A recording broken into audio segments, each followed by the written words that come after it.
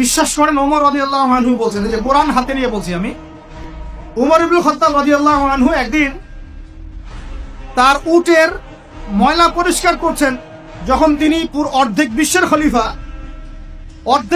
খলিফা উটের ময়লা পরিষ্কার করছেন। আলী ইবনে আবি তালেব এসে বলছেন, ইয়া আমিরুল মুমিনিন, আপনি আপনার পরবর্তী খলিফাদের উপরে কত কঠিন বোঝা চাপাই দিচ্ছেন।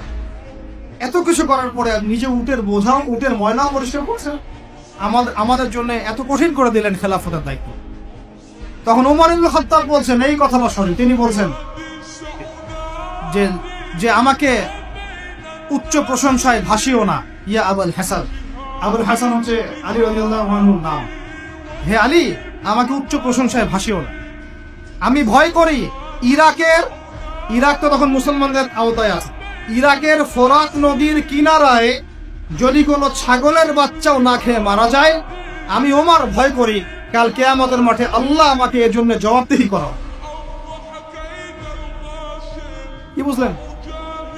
ওই যুগ আর এই যুগ লা ইয়াস্তামিআন, এটা কখনো একসাথে মিলবে না। এগুলা জাদুঘরে চলে গেছে এখন।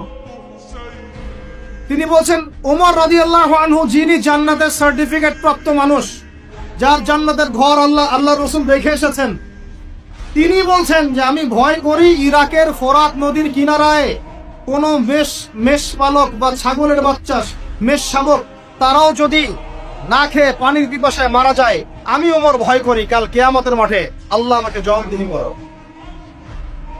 আর কিছু বলতে হবে আপনাদেরকে?